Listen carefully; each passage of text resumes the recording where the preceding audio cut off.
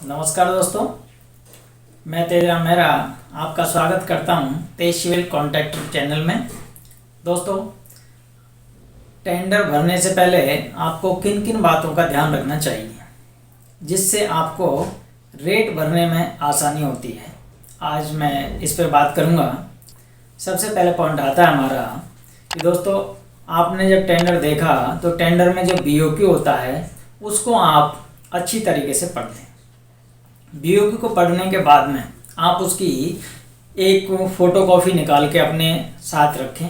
और उसको बारीकी से उसका अध्ययन करें। इसके अंदर क्या क्या काम होते हैं, क्या क्या काम है, कितनी क्वांटिटी है, कितना नहीं है, ये बातों का विशेष ध्यान में रखें। अगला पॉइंट आता है, इसके बाद में आपको क्या करना है, इस कॉफ़ी को लेके आपको जहाँ पे ये काम होना है आप वहाँ जाएं और वहाँ जा कर के आप उस जगह देखें कि ये जो काम है वो क्वांटिटी है वो निकाली है, वो कितनी सही है, यानी इसमें कितना काम होना है, काम कहाँ पे होना है, किस तरीके से होना है, काम ऊपर का है नीचे का है, तो इन चीज़ों का आपको पता होना चाहिए। क्योंकि होता क्या है दोस्तों, जहाँ भी कोई साइड होती है कुछ प्रॉब्लम्स ऐसी होती है जिनका हमें आइडिया नहीं लगता, तो वहाँ जाके प्रैक्टिकली अगर हम वहाँ जाके देखेंगे कि काम जहाँ होता है वहाँ पे कुछ काम ऐसे होते हैं जैसे कि सामान वहाँ पे टाइम पे पहुँचता है नहीं पहुँचता है, या दूर मतलब साइड से दूर ही रह जाता है, तो उसमें आपका एक्स्ट्रा चार्ज लग जाता है लेबर का, इसका इस तरीके से। जैसे खुदाई का पॉइंट देखते हैं तो खुदाई में भी बहुत सारी चीज़ें हैं जो आपको देखनी होती है। कहीं पे ऐसा एरिया होता है जहाँ पे पथरीला एरिया है तो वहाँ पे काम लेबर सही तरीके से नहीं कर पाती है, लेबर को बहुत टाइम लगता है, तो आपका खर्चा एक्स्ट्रा बढ़ जाएगा। क्योंकि लेबर तो जब काम करेगी वो तो एक्स्ट्रा पैसा लेके चलेगी आपका, क्योंकि उनको पता है जब वहाँ पे पथरीला काम है, पत्थर की ज़मीन है, खुदाई करोगे तो वहाँ पे दिक्कत आएगी, तो आपको या तो लेबर को ज़्यादा पैसा देना पड़ेंगे या फिर आपको जेसीबी वगैरह ऐसी चीज़ें मंगानी पड़ेंगी, तो इसमें आपका एक्स्ट्रा चार्ज लग जाता है। तो इन बातों को आप विशेष ध्यान रख के चलिएगा, ये चीज़ें रेट में एक्स्ट्रा थोड़ा सा जोड़ के चलिएगा। दूसरा पॉइंट, काम जो होता है कितना काम है, ज़्यादा जैसे कि मान के चलना कोई भी काम ऐसा है जिसमें क्या होता है कि वहाँ पे तोड़फोड़ ज़्यादा हो रही है तो उसमें ज़्यादा लेबर लगेगी। जैसे होता क्या है कि वहाँ पे प्लास्टर लिख दिया कि आपको 12 mm का प्लास्टर करना, लेकिन होता क्या है जगह पे जो आदमी काम करते हैं,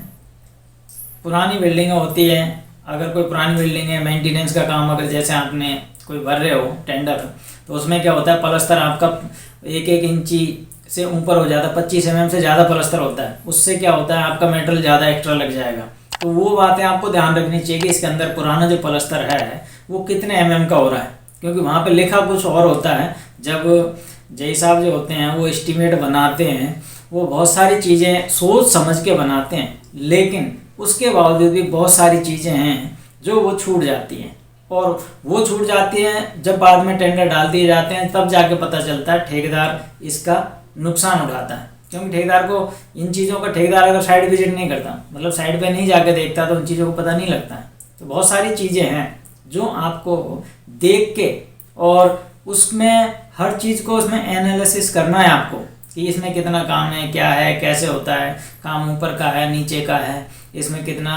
एवरेज आपको लगा लेना है कि इसमें कितना खर्चा आएगा, कितनी लेबर लगेगी, कितने पैसे इसमें खर्च होने हैं, आना जाना, आपके यहाँ से कितना दूरी पर है, उसमें कितना ट्रांसपोर्टेशन का खर्चा जो आता है वो भी चीज़ें देखनी होती है, और कितना मटेरियल ले जाने में ये चीज़ें आती है। क्योंकि एक जगह मैं ऐसे ही फंस गया था, बीच में क्या हुआ कि वो जो जगह थी वहाँ पे जाने के लिए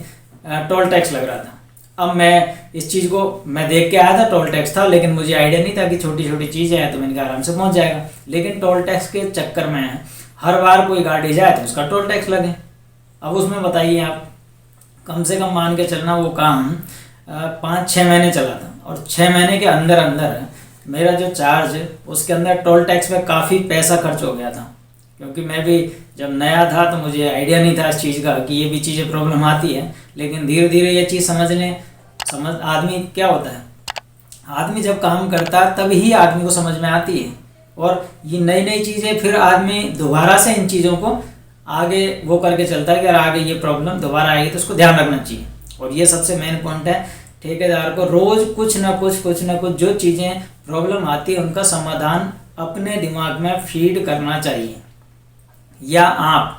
किसी ऐसी एक डायरी बना ले जिसमें ये चीज़ें लिख के रखें कि ये प्रॉब्लम आएगी तो इसका समाधान ये है, इससे एक्स्ट्रा खर्चा जोड़ के चलें। दोस्तों, अगर आप ठेकेदारी संबंधित बहुत सारी चीज़ें हैं जो आपको